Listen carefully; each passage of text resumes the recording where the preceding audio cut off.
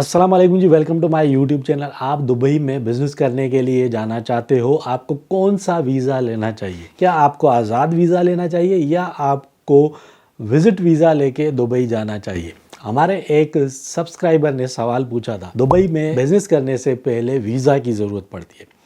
Freelance visa कहाँ से या किस कंपनी से लें जो रिलायबल हो? इस सवाल का हम जवाब देंगे। सबसे पहले आपको मैं ये बताता चलूँ कि जो आज़ाद वीज़ा है वो 2 किस्म के हैं।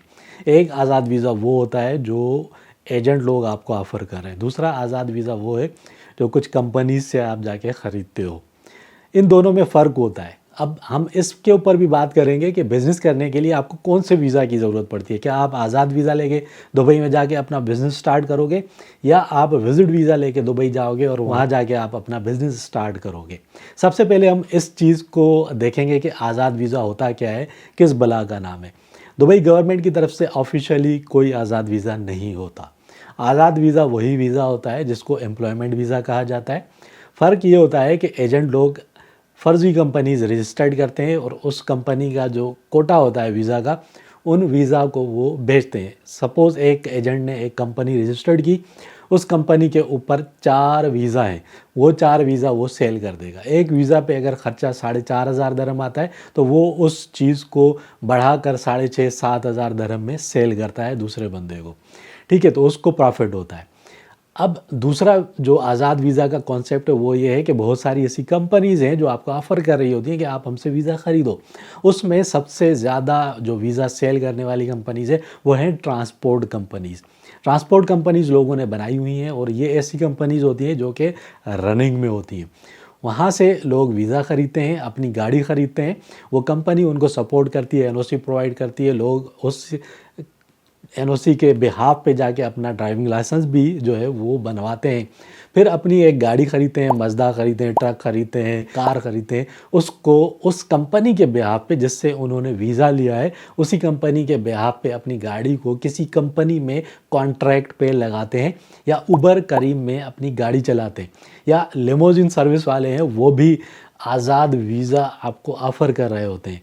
मतलब आप उन कंपनीज़ के लिए बाउंड नहीं होते, आप आज़ाद होते हो, आप अपना काम करते हो, कुछ परसेंटेज बनता है जो आप उन कंपनीज़ को देते हो। दूसरा, आपने उन कंपनीज़ से वीज़ा परचेज़ किया होता है, तो वो कंपनीज़ क्योंकि रनिंग में होती हैं, उनका बिज़नेस चल रहा होता है, तो उनका वीज़ा लेना बेहतर रहता है।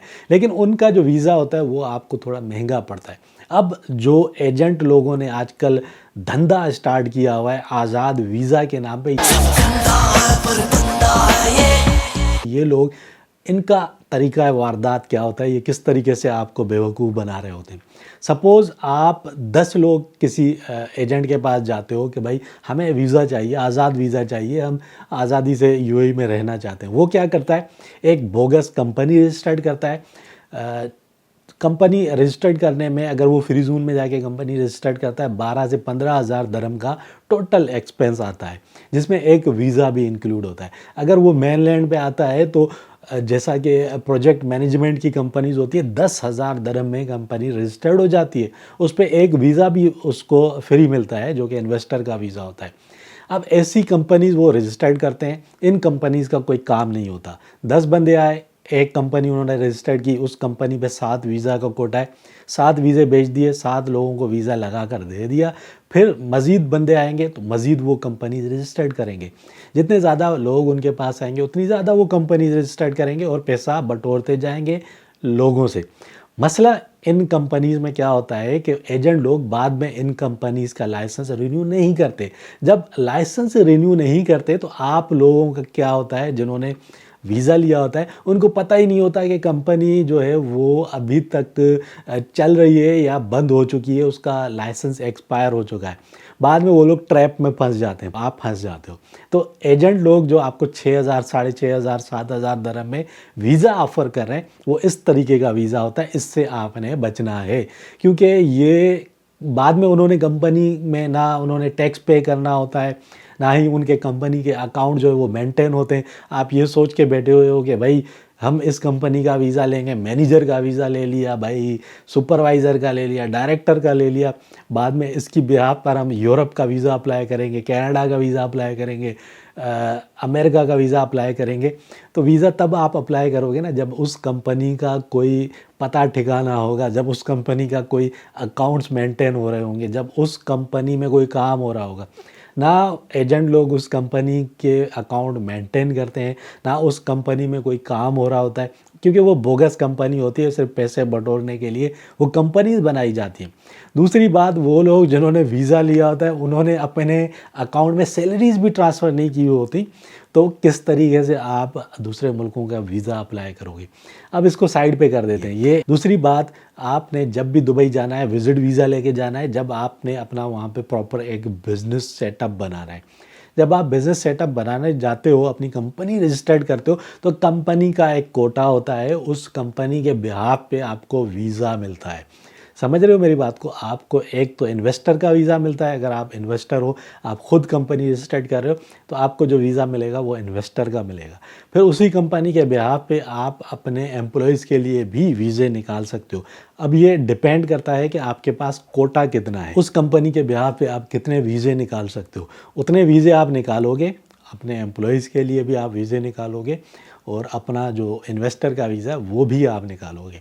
कंपनी रजिस्टर्ड करने में ज़्यादा टाइम नहीं लगता, विद इन अ मंथ आपकी कंपनी रजिस्टर्ड हो जाती है अगर आप मेनलैंड में कंपनी रजिस्टर्ड करने जा रहे हो। अगर आप फ्री जोन में कंपनी रजिस्टर्ड करने जा रहे हो तो विद इन अ वीक आपका सारा प्रोसेस हो जाता है। 10 से 12 दिन के अंदर आपका टोटल जितना भी प्रोसेस होता है फ्री जोन के अंदर, लाइसेंस लेने से लेके वीज़ा तक का, वो कंप्लीट हो जाता है। तो ये अपने माइंड से निकाल लो कि आपको अगर दुबई में बिज़नेस करना है तो उसके लिए पहले आपको आज़ाद वीज़ा लेना है। आज़ाद वीज़ा एक एम्प्लॉयमेंट वीज़ा है। आप एक कंपनी के एम्प्लॉय की हैसियत से दुबई जा रहे हो, वो भले एक और बात है कि आप उसके लिए काम नहीं कर रहे, लेकिन आज़ाद वीज़ा का मतलब यही होता है कि आप एक कंपनी के एम्प्लॉय की हैसियत से दुबई जा रहे हो। आप अपना बिज़नेस करना चाहते हो तो आपको एक अलग से कंपनी रजिस्टर्ड करनी पड़ेगी, फिर आपको वो आज़ाद वीज़ा कैंसिल करवाना पड़ेगा और उस कंपनी का आपने वीज़ा लेना है जो आपने रजिस्टर्ड की है। तो डबल ख़र्चा आप क्यों करोगे? आप आज़ाद वीज़ा लेने जाते हो, फेक एजेंट्स हैं वो तो आपको 6,500 में भी वीज़ा ऑफ़र कर रहे होते हैं, और जो दूसरी कंपनीज़ है वो 8 से लेके 12,000 तक आपको वीज़ा ऑफ़र करती हैं। जो ट्रांसपोर्ट कंपनीज़ वगैरह हैं या जो रिलायबल कंपनी है जो ऑलरेडी चल रही है वहाँ पे, तो 8 से 12,000 रुपये पे करके जब आप एक आज़ाद वीज़ा लोगे जिसका कोई मकसद नहीं, अगर आपको ट्रांसपोर्ट का काम करना है तो जाके आप ट्रांसपोर्ट कंपनी से वीज़ा ले सकते हो। लेमोज़िन का काम करना है, उबर करीम में गाड़ी चलानी है, तो आपने जाके लेमोज़िन कंपनी से वीज़ा लेना है, ठीक है। अदरवाइज़ आपने कोई और बिज़नेस करना है तो जितने का आप वीज़ा लेते हो 8,000 से 10-12,000 तक का, उतने में एक कंपनी रजिस्टर्ड हो जाती है यूएई के अंदर। खुद का आप बिज़नेस रजिस्टर्ड कर सकते हो। मैनेजमेंट कंसल्टेंसी कंपनी 10,000 में रजिस्टर्ड होती है दुबई के अंदर।